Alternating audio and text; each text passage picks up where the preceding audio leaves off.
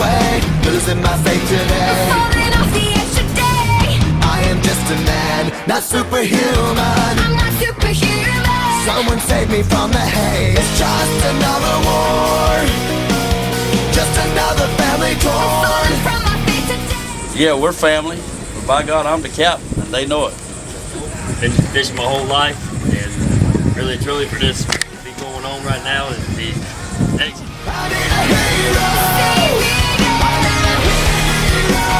Save my life. A hero will save me. Cold, the wind, the waves. The only thing we don't have to deal with is the ice. Speaking my mind today. My voice will be heard today. I've gotta make a stand, but I am just a man. I'm actually engaged right now. I got 2 young kids, and with the way that the rules and regulations are doing to us, they're going to shut us out. So I mean, if we don't, this right here is what we have to fall back on during the winter time, instead of like sea bass trapping and banded fishing, grouper snapper fishing, stuff like that. Right. And the whole problem with fishing, with the government and all getting their hands into it, is the imported shit. Because half of these restaurants, when they know that we're bringing in fresh fish, they know they have to pay to get what we got, versus the imported shit, which is just, it's cheaper, and it's just rotten, and it's nasty. It's no good.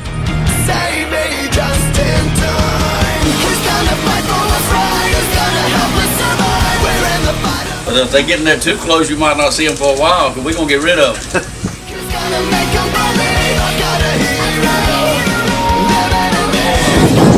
Poundage quota thing, and he who gets the most has got the baddest bank account. That's the way we look at it. So we're all family, and once I said, once we get out there, it's to each his own. You gotta move and groove, get your job done, and get on back, get unloaded, get back out there.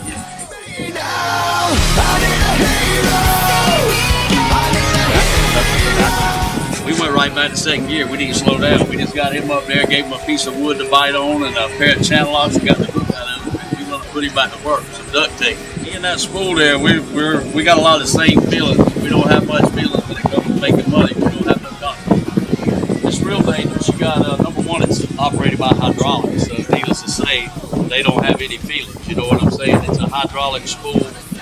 They don't have any conscience, no feelings at all. When you get a hook in, you're going out the back right here. I had a crew member that happened to last year. And he was back there hollering, hooking his hand. Well, if a splice comes through where the red tape is, if you get a splice comes through, that hook's in your hand, well, something's got to give. Because that splice is going to make that snap stop sliding. So either you're going with it, or you're going to rip it out of your hand, or it's not going to be pretty, no way. But you get a lot of guys that think they can handle it, and we run them in the dirt. A lot of guys, they don't know, they think they know, and they just don't have a clue of how fast this type of fishery is. It's fast paced. You're setting out at 6 knots. We're fishing 3,300 hooks every set, 10 miles. And it's just a fast paced fishery, and a lot of guys are just too slow to hang tight with it. And tempers start to flare, people get ill with each other.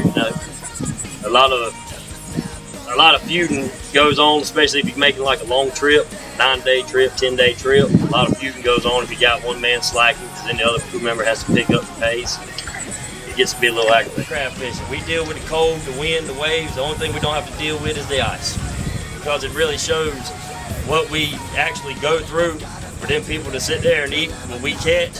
It shows you behind the scenes of what really goes on, instead of just going to a restaurant and ordering you a little piece of fish and eating it. It shows you what we go through, the dangers that we face, and around here knows that the Jewel brothers own this part of the ocean. This is the Captain Jewel, and we're ready to rock. It's just another kill. The